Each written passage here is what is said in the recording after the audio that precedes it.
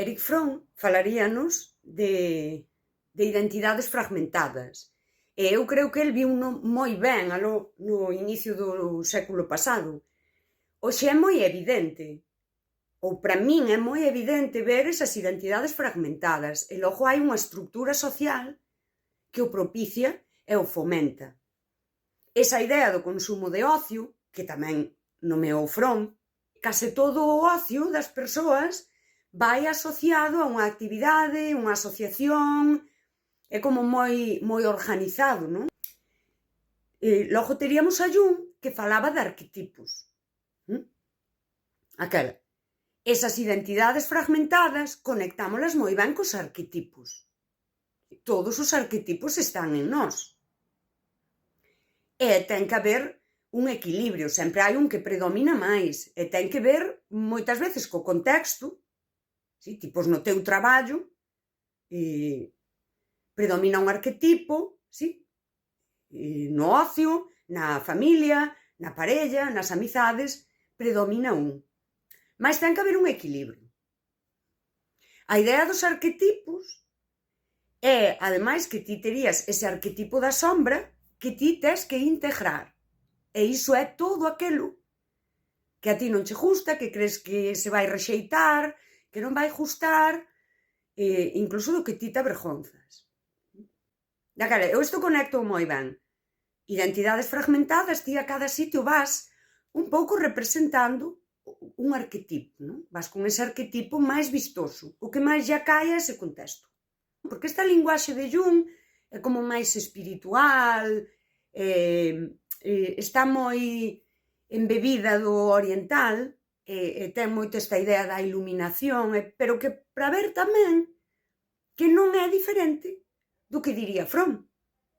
Identidades fragmentadas, eu vou a cada sitio cun arquetipo por diante. Non me amoso inteira.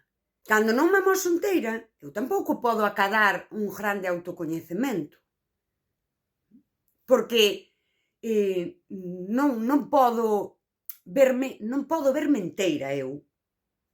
Eu, para amosarlle aos demais, amosolle unha parte, logo eu, a min mesma, tamén sempre me estou vendo fragmentada. O autocoñecemento ten que ver moito co que os demais me mandan de min.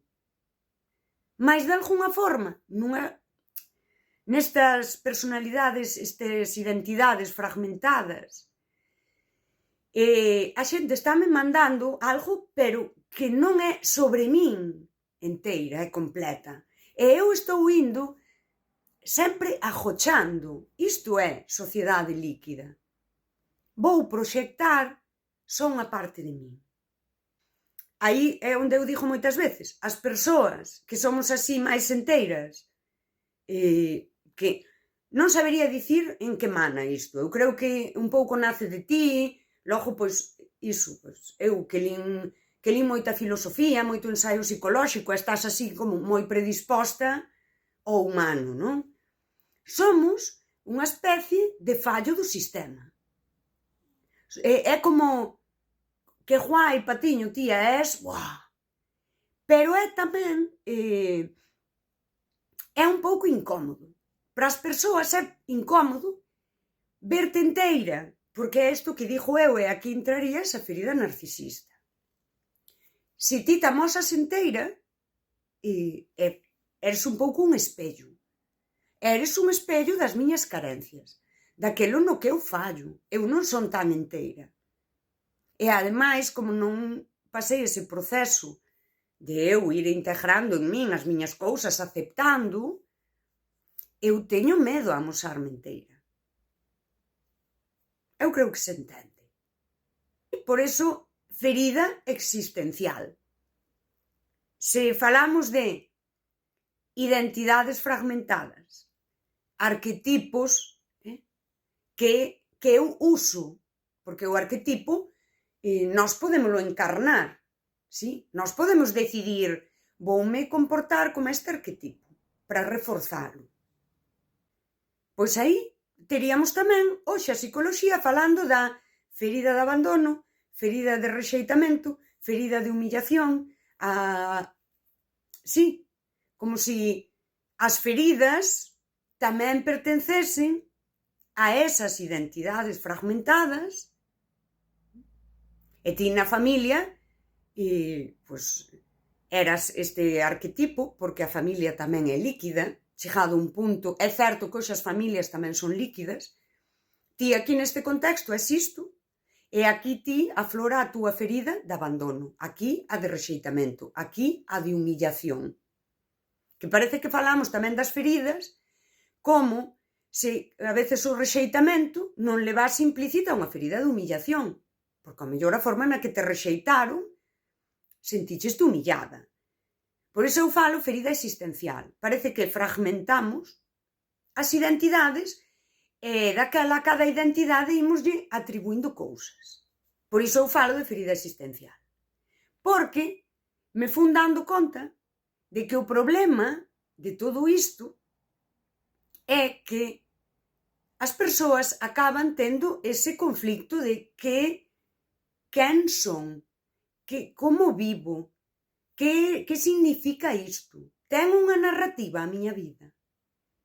Ou a miña vida son cousas inconexas que van pasando e non teñen relación entre sí? E, ao mellor, ti ves eses capítulos da tua vida, eses distintos grupos de socialización e traballo e familia, o que sexa, e resulta que non hai unha conexión nin entre os capítulos, nin nas persoas que te acompañan na vida a cada momento, logo non hai unha narrativa. Ti non tes unha narrativa vital. E isto, claro que che crea un problema existencial. Quen és? Como vives? Que sentido ten a túa vida e a túa existencia para ti? E todas esas identidades fragmentadas, ademais, estamos proxectándoas. Eu vou a este grupo con esta identidade para que me vexan, para que me validen, para aparecer. E é todo para fora. Ti non tes narrativa, é todo para fora, isto é evasivo, eu estou aquí evadíndome destoutras cousas miñas, vou aquí e evádome destas. Logo, o que estás é soa. Pero soa nun sentido moi existencial. Porque ti tes todo isto. Mais non tes nada. Porque en ningún sitio és enteira. Ti non sabes nin quen és. Eu creo que aí hai algo no que temos que reflexionar. Cada un para si. Priorizándose no sentido bo. Mirando para ti, non para ti adiviñar como te ven as outras persoas, senón para ti ser quen és.